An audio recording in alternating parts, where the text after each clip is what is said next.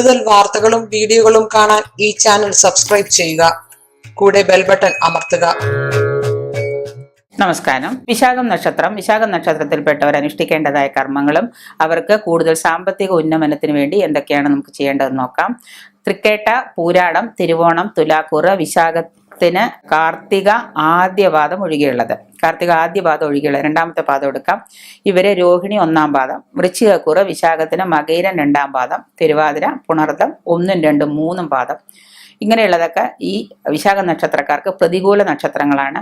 അവരുമായിട്ടുള്ള ബന്ധം കുറയ്ക്കാൻ ശ്രമിക്കണം. അവരുമായിട്ടുള്ള ബന്ധം കുറയ്ക്കുക എന്ന് പറഞ്ഞാൽ ഈ സാമ്പത്തിക കാര്യങ്ങളിൽ പണം കൊടുത്താൽ തിരിച്ചു കിട്ടില്ല, പണം ഇങ്ങോട്ടേക്ക് തരാനുണ്ടെങ്കിൽ അവരോട് ചോദിച്ചാൽ കിട്ടില്ല. അവരുമായിട്ട് ഒരുമിച്ചൊരു ബിസിനസ്സൊക്കെ ചെയ്താൽ ചിലപ്പോൾ ആ ബിസിനസ്സിൽ എന്തെങ്കിലും നഷ്ടങ്ങളൊക്കെ വരാം. അപ്പം അങ്ങനെയുള്ള ആ ഒരു ഇതൊക്കെ ഉള്ളതുകൊണ്ട് ഈ നക്ഷത്രക്കാർ ആരൊക്കെയാണെന്ന് നോക്കുക. നിങ്ങൾക്ക് വേദ നക്ഷത്രമായിട്ടുള്ളവരെയൊക്കെ മാറ്റി നിർത്തിയിട്ട് അവരോട് ബിസിനസ് ചെയ്യാൻ ശ്രമിക്കുക.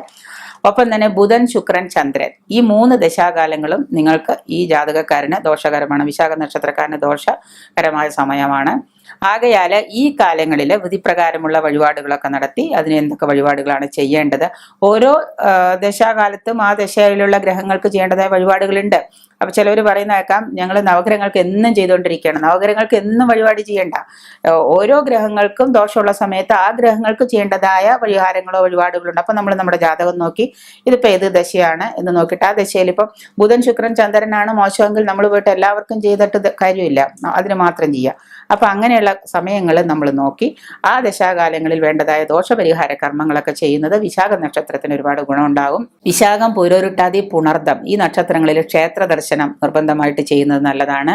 പിന്നെ ഒപ്പം തന്നെ വ്യാഴത്തെ പ്രീതിപ്പെടുത്തുന്ന കർമ്മങ്ങൾ, ഗുരുവായൂരപ്പന്റെ അമ്പലത്തിൽ പോയിട്ട് ത്രിമധുരം നേദിക്കുക, തുളസിമാല കൊടുക്കുക, ഭാഗ്യസൂക്ത പുഷ്പാഞ്ജലി ചെയ്യുക, മഞ്ഞപ്പട്ട് ഭഗവാന് സമർപ്പിക്കുക, മഞ്ഞ പുഷ്യരാഗം ഉണ്ടാക്കി ധരിക്കുക, മോതിരങ്ങളായിട്ട് ധരിക്കുക. അതുപോലെയുള്ള കാര്യങ്ങളൊക്കെ ചെയ്യുന്നത് ഈ വിശാഖ നക്ഷത്രക്കാർക്ക് വളരെ ഗുണപ്രദമാണ്. പ്രത്യേകിച്ച് വിശാഖം നക്ഷത്ര ദിനങ്ങളിൽ വിഷ്ണു പൂജ ചെയ്യുക. വിശാഖം എന്ന് എല്ലാ മാസവും പക്കപ്പിറന്ന ആളുകളായിട്ട് വരുന്ന വിശാഖ നക്ഷത്രത്തിൽ വിഷ്ണുവിന് പൂജ ചെയ്യുന്നത് വിശാഖ നക്ഷത്രക്കാർക്ക് ദോഷം കാഠിന്യം കുറയ്ക്കാൻ നല്ലതാണ്. ദുരവസ്ഥകളൊക്കെ മാറി, അതായത് നിങ്ങൾക്ക് എന്തെങ്കിലും പണം കിട്ടാനോ അല്ലെങ്കിൽ പണം പറഞ്ഞു വെച്ചിട്ട് അത് നഷ്ടപ്പെട്ട അവസ്ഥയിലൊക്കെ നിൽക്കുന്ന വിശാഖ നക്ഷത്രക്കാരാണെങ്കിൽ അവരുടെ ദുരവസ്ഥ മാറാൻ വേണ്ടിയിട്ട് ഈ വിഷ്ണുവിനെ പൂജിക്കുക, വിഷ്ണുവിനെ പ്രീതിപ്പെടുത്തുക, പ്രാർത്ഥിച്ച് പ്രീതിപ്പെടുത്താനൊക്കെ ശ്രമിക്കുക. വ്യാഴാഴ്ചയും വിശാഖവും ഒത്തുവരുന്ന ദിവസം നിങ്ങളെ പ്രത്യേക പ്രാധാന്യത്തോടെ സഹസ്രനാമ അർച്ചന ചെയ്യുന്നതും സഹസ്രനാമ ജപം ചെയ്യുന്നതും ഈ വിശാഖ നക്ഷത്രത്തിന് വളരെ നല്ലതാണ്. ഒപ്പം തന്നെ തുലാക്കൂറിലെ വിശാഖ നക്ഷത്ര ജാതകർക്ക് ശുക്രനെ പ്രീതിപ്പെടുത്തുക, മഹാലക്ഷ്മി പൂജയും, വൃശ്ചികക്കൂറിലെ വിശാഖനാരെ ചൊവ്വയെ പ്രീതിപ്പെടുത്തുക, ചൊവ്വയെന്ന് കുജനെ പ്രീതിപ്പെടുത്തുക, സുബ്രഹ്മണ്യ പൂജ, ഭദ്രകാളി ഭജനം ഇതൊക്കെ ചെയ്യുന്നത് നല്ലതാണ്. ഒപ്പം തന്നെ തുലാക്കൂറ് വിശാഖത്തിന് ഇളം നീലയും വൃശ്ചികത്തിന് ചുവപ്പും അനുകൂല നിറങ്ങളായിട്ട് കാണുന്നുണ്ട്. അതുപോലെയുള്ള ആ നിറങ്ങൾ തിരഞ്ഞെടുത്ത് ധരിക്കുക.